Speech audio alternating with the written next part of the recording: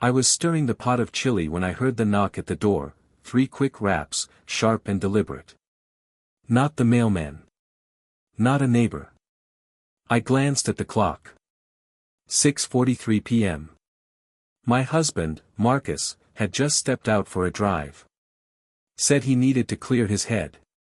He hadn't been gone 20 minutes. I opened the door slowly, and standing there were 2 uniformed officers.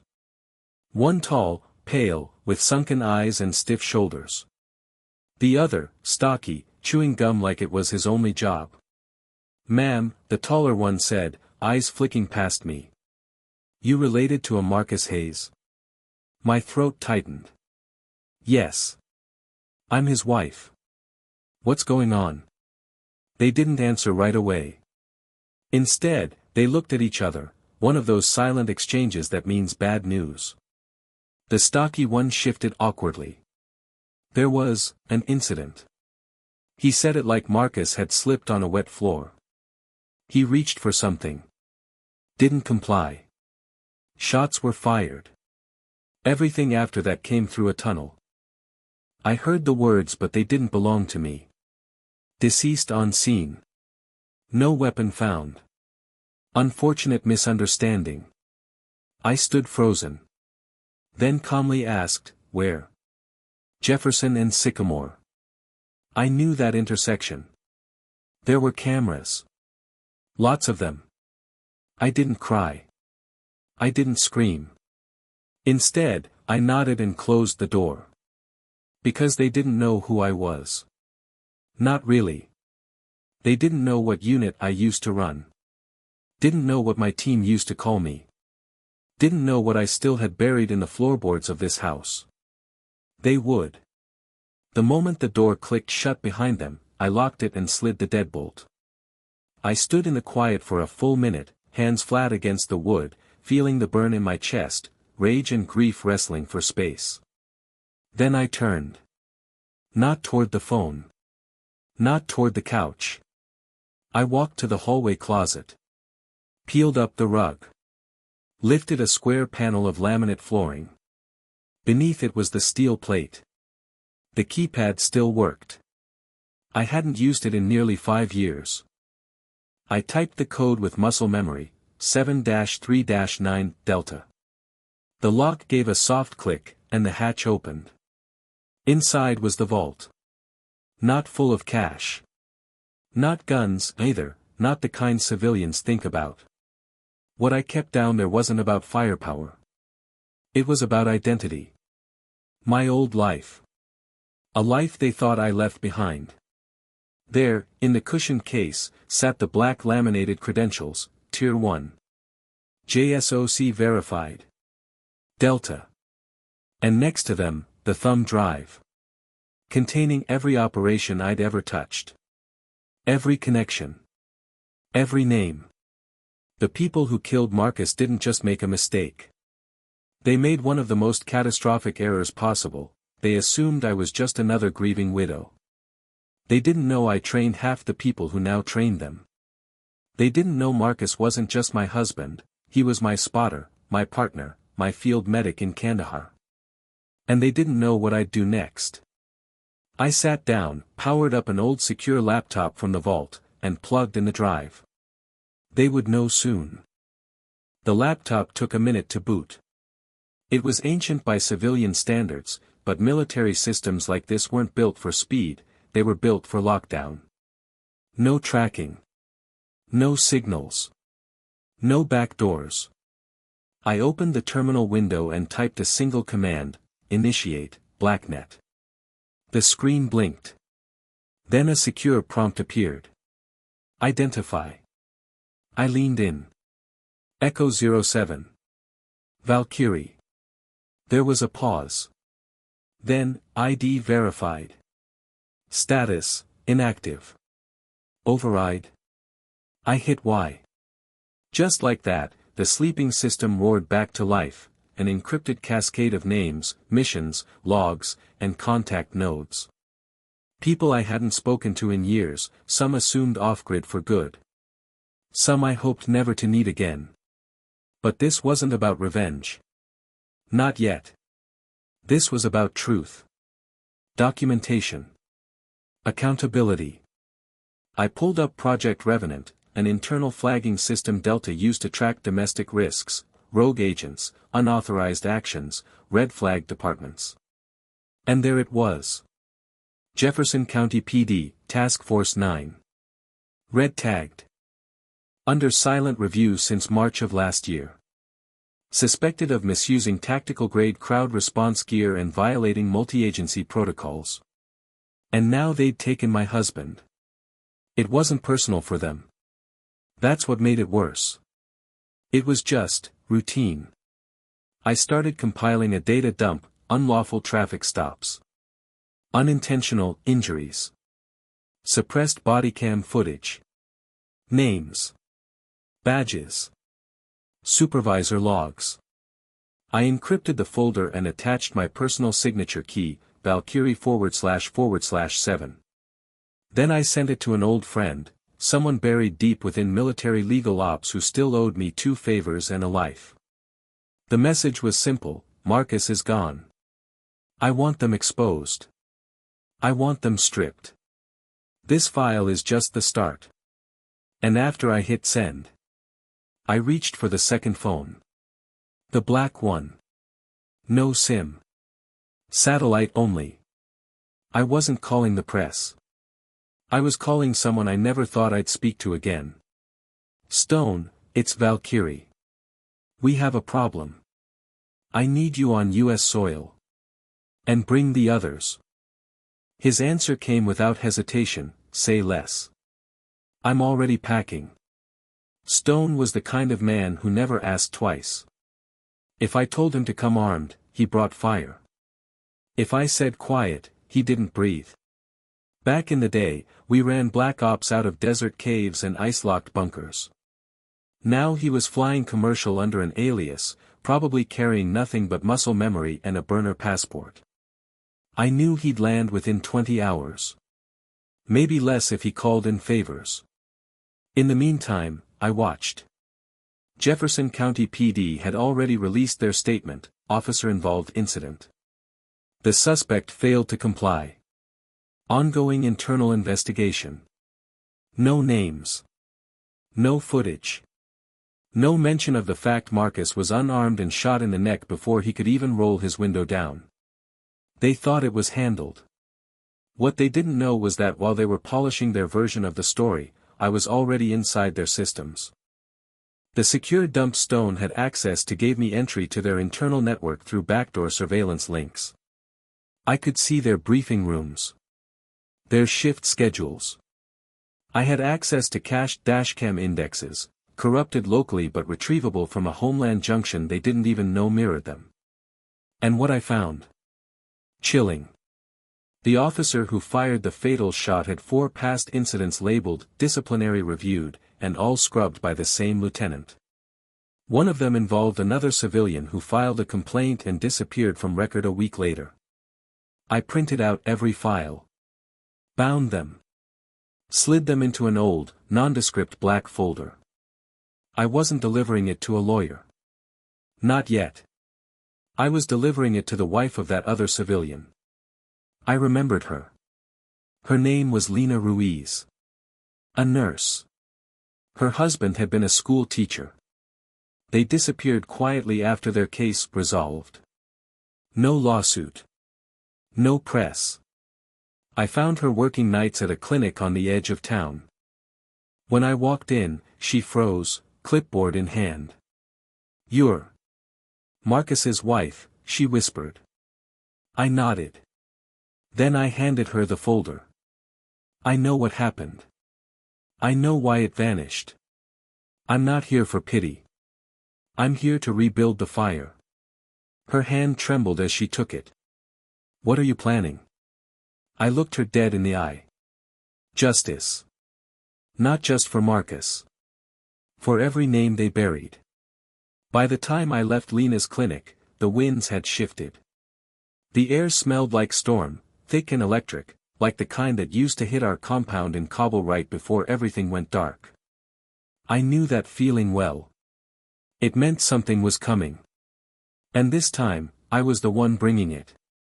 When I got back home, a black SUV was already parked across the street. Tinted windows.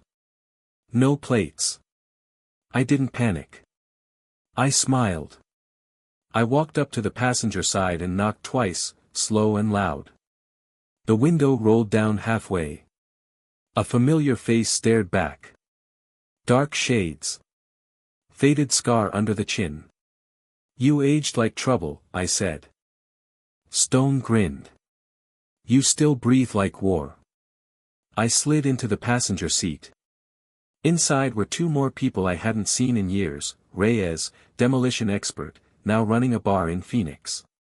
Kim, recon and signals, fresh off a teaching contract in Taiwan. Each one of them had the same look, quiet eyes, tight posture, no wasted movement. Professionals who'd once lived off the grid not for survival, but for honor. We didn't need introductions. "I briefed them on the flight," Stone said. "They saw the file. It's worse than we thought. Internal collusion, records wiped," Kim added. "Your husband's case isn't isolated. It's part of a pattern." "Want the whole house burned down?" Reyes asked. "No," I said. "Not yet. I want the truth so public they can't bury it. I want leaks, exposure, public pressure. We go full spectrum, legal, digital, reputational.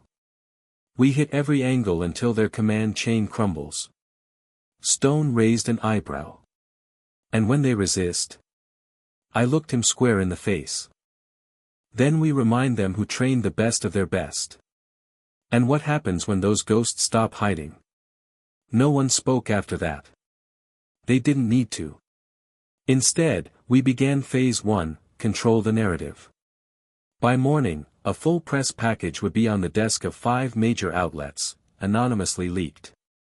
Dashcam fragments. Witness names. Redacted reports. Timelines. The kind of truth that couldn't be called opinion. And that night, as the rain finally fell, we activated the second protocol, Operation Sovereign Echo.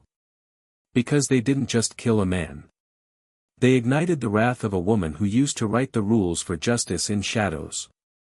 We set up base in a safe house 5 miles outside the city, an old barn converted into a surveillance nest, originally built by a former asset who owed Stone a favor from a job in Kandahar.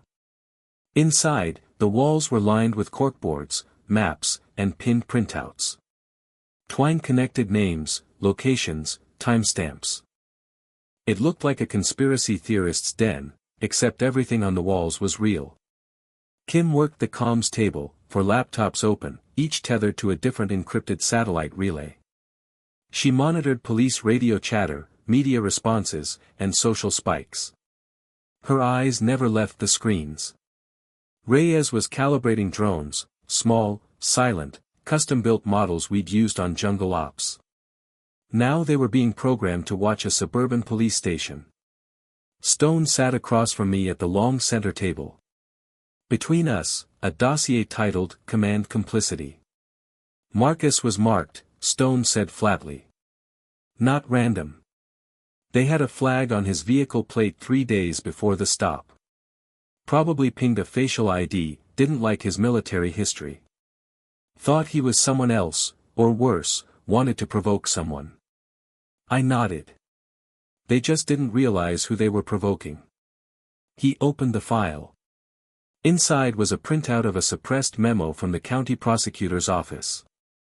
It detailed pending charges for multiple Jefferson PD officers, charges that had been quietly buried due to insufficient evidence. Same language. Same formatting. Different victims. But one name was consistent on every document, Lieutenant Adrian Wolfe. He was the fixer. The one who reviewed bodycams, rewrote incident summaries, and ensured consequences never reached a courtroom. I circled his name in red. We need him. Publicly, I said. Stone smiled grimly. I was hoping you'd say that. We didn't need to kick down doors. Not yet. We just needed to move the chessboard. So I pulled out my final card, a thumb drive, clean, unmarked, containing encrypted video from an old operation Marcus and I ran in eastern Syria. A mission that never officially happened, until now. It showed Marcus saving the lives of 2 American diplomats under fire.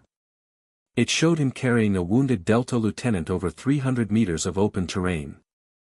If we leaked it under the right banner, if we showed the country who Marcus really was, they couldn't ignore what was taken. Kim uploaded the footage to 3 vetted whistleblower journalists and 1 global veterans advocacy group. And as it went live, I leaned back in my chair and whispered, "You wanted a headline, Wolf? You've got one now." By sunrise, the story had detonated. Decorated Delta veteran gunned down in routine stop, leaked footage reveals heroism hidden from public, blared across news networks, podcasts, and veteran forums worldwide. The footage of Marcus under fire, dragging a screaming diplomat through smoke and gunfire, played on a loop. Reporters asked why a man with 2 silver stars and no criminal record was pulled over, surrounded, and shot dead before a word was exchanged. Questions turned to outrage. Outrage turned to momentum. By noon, hashtags trended nationally, hashtag justice for Marcus, hashtag who is LT Wolf, hashtag Delta didn't forget. More importantly, cracks began to show inside Jefferson PD, anonymous officers began leaking tip-offs. One dispatcher sent us audio logs from the night Marcus was killed, revealing the unit had called for backup before even pulling him over. Meaning they expected confrontation. They weren't responding to a threat. They were preparing for one they manufactured. We compiled everything. Stone created a full timeline, visual, irrefutable. From plate flagging to final gunshots. Reyes tracked down Lieutenant Wolf's pattern, gyms, side routes, quiet diners. Kim ran behavioral profiles, logging when he used his burner phones and who he called. But we didn't make a move yet. Because then something new dropped. A whistleblower from inside the DA's office reached out via burner line. Voice scrambled. No ID. But urgent. "I don't know who you are," she said, "but whatever you're doing, it's working." Wolf's panicking. He's trying to cut a deal with state prosecutors to avoid federal charges. He's got dirt on someone bigger. Stone's eyes sharpened. Who? A pause. Then, Sheriff Matthew Rourke. The county's top lawman. The man who appeared on camera 2 nights ago, shaking his head solemnly and promising a full review. Rourke wasn't just covering for Wolf. He authorized the unit that pulled the trigger. And now, we had the leverage to prove it. I ended the call. Looked at my team. "Change of plans," I said. "Wolf doesn't walk away. Not to safety. Not to a deal. We make sure if he talks, it's in front of the world." Stone cracked his knuckles. Reyes stood. Kim smiled, cold. Because now, it was personal for all of us. We didn't need permission. We didn't need a warrant. We had something stronger, the truth, and a team trained to weaponize it. Reyes pinned Wolf's daily movements on the wall: 7:15 a.m. gym, 8:30 a.m. black coffee at Monroe Diner, 9 a.m. solo drive to precinct. He always took back roads. Always alone. That was his mistake. Wolf thought discretion made him invisible.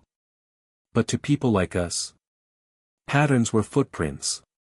"Diner's our spot," I said. "It's public. Controlled entry. We walk in, we confront, we film." Stone raised an eyebrow. "You want this clean? No threats. No force. Just cameras. Questions. And the file." I held up a red folder, the one packed with enough documentation to ruin his badge and bury his reputation 6 feet deep. But more than that, it was bait. Because if Wolf was scared enough to flip on Sheriff Rourke, then catching him mid-crack was the key. We moved that afternoon. Stone and I entered the diner through the front. Reyes waited in a vehicle nearby, feeding us a live aerial stream from the drone above. Kim stayed remote, ready to upload if things went sideways. Wolf was already there, corner booth, head down, scrolling his phone. His badge clipped inside his jacket, barely visible. He looked tired. Agitated. I slid into the booth across from him without a word. Stone sat beside me. Wolf blinked, stunned. "What the, you know who I am," I said. "No need for intros." His hand twitched toward his jacket. Stone gently tapped the table. "I wouldn't." I slid the red folder forward. "Everything you've buried. Everything you've lied about. Everything you've done under Rourke's watch." Wolf opened it. Scanned fast. Pages flipped. His breath shortened. "You're done," I said flatly. "Unless you talk. Loud. Public. No backroom deal. You say it all, or we make sure this hits international press with your face as the face of corruption." He looked like a man sinking into cold water. I didn't want this," he muttered. "I was just following orders." "Rourke," he said. Hayes fit the profile. "He told us to be ready." "Profile?" I echoed, fire in my voice. Wolf looked away. I leaned in. "You talk. You testify. Or I'll make you famous in a way you'll never recover from." And then I dropped the final piece, a microcamera on the table. The red light blinked. "We've been live for 2 minutes, Wolf." His eyes widened. "You just confessed." Wolf's face drained of color as the realization set in. Everything he'd just said, every admission, every reference to orders from Sheriff Rourke, had been caught on a clean audiovisual stream. Kim was already routing it to 3 trusted media nodes and 1 closed federal oversight circuit. He didn't fight. He didn't beg. He just sagged in the booth like someone who finally saw the cliff's edge was behind him, not ahead. "I'll testify," he said quietly. "But I need protection."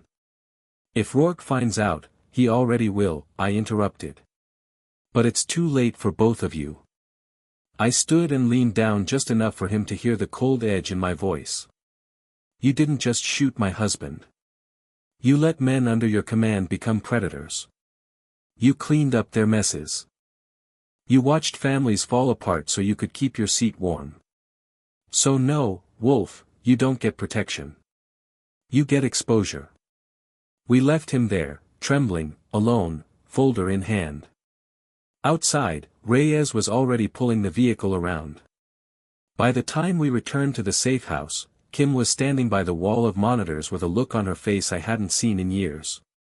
She didn't even turn when she said, "We have a problem." I stepped beside her. There, on one of the feeds, was Sheriff Rourke. He was live on television, flanked by his own department's press secretary and 3 deputies. "We've just received word that one of our lieutenants may have acted independently and unlawfully. I've ordered a full internal audit. We're cooperating with state investigators." Stone scoffed. "He's trying to get ahead of it. He knows what Wolf gave us," Kim added. "He's throwing him under the bus before we can." But I smiled. Because Rourke made a critical mistake. He called Wolf a rogue officer. And in doing so, he left himself wide open, because Wolf's confession wasn't just about Marcus. It tied directly to Rourke's orders, the records Wolf preserved, the leaked memos we held. I turned to the team. Time to take this to the top. Wolf was the fuse. Rourke is the explosion. Kim hit the keys. And within minutes, we were uploading the full confession to every major outlet. Wolf's voice. Wolf's face. Wolf's guilt. And one devastating line, Rourke told us, "Make it clean. No witnesses. No body cams." The confession spread like fire through dry brush. News anchors interrupted regular programming. National outlets plastered Wolf's face beside Marcus's service photo, while analysts dissected every second of his trembling words. The phrase, "no witnesses, no body cams," became a national scandal. By midday, a federal task force was inbound. By evening, the governor publicly condemned Jefferson County leadership and called for immediate suspensions pending investigation. But it didn't stop there. The footage from our leak revealed a systematic cover-up spanning 5 years, including suppressed complaints, falsified reports, and body cam footage that mysteriously vanished, until now. Because we had it. Every clip Wolf thought he erased. Kim recovered backups from a mirror server in Quantico. Names. Voices. Badge numbers. Enough to bring down the entire internal chain of command. The public turned. Protests erupted outside Jefferson PD headquarters. Veterans groups demanded justice for Marcus. And an emergency session was called in the State House. Reyes tapped a monitor. Rourke's in lockdown. Media's parked outside his house. He's not talking. Stone cracked his knuckles. Then let's make him talk.